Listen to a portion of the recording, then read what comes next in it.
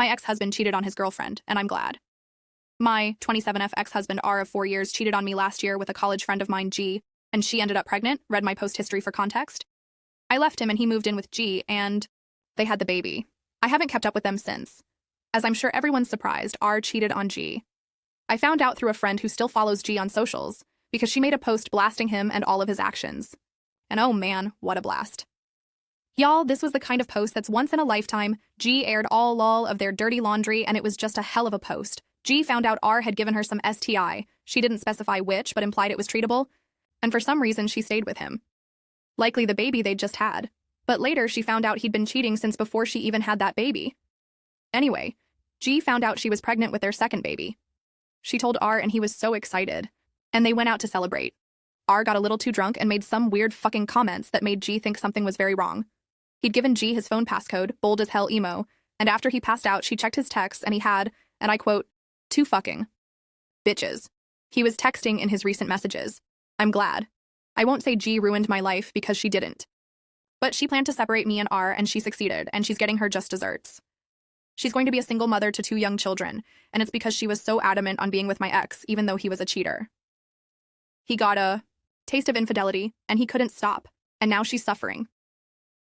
I hate it for G's kids. They'll grow up with a mom who craves chaos, and they won't get the life that they deserve, and I fear her second baby will inherit whatever STI R gave G.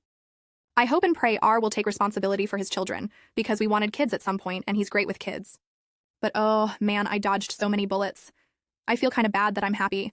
But karma came for them, and I'm not one to doubt the universe's way of balancing itself.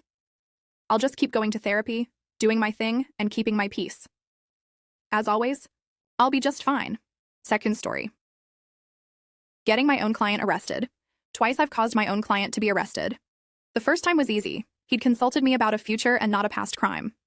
When I got off the phone, my next call was to the police. But the second time was a bit tricky. The police claimed my client had beaten a man with a baseball bat. My client was sitting with me at court, trying to get his bail conditions changed so that he could play in a father and son softball event.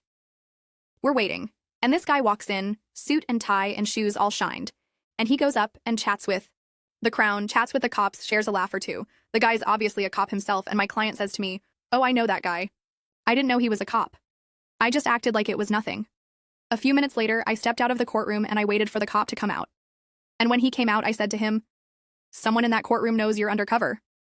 "Who?" he says. "The guy that's getting his charges dropped, that's who." He asked me if the charges were serious. "No big deal," I said. "Just assault with a weapon and assault causing bodily harm." So he says, "Okay," and we go back and speak to the Crown. "It takes about 30 seconds to work out a deal because we have to move fast." "Good news," I said to my guy. "I got the charges dropped." But the bad news, my client wasn't thrilled about getting arrested again, but they held him only for long enough for the careless undercover cop to tie up some loose ends. After that, they let him go. Charges dropped. I don't do criminal law anymore. For one thing, the pay sucks. But it was a lot of fun. I really miss it.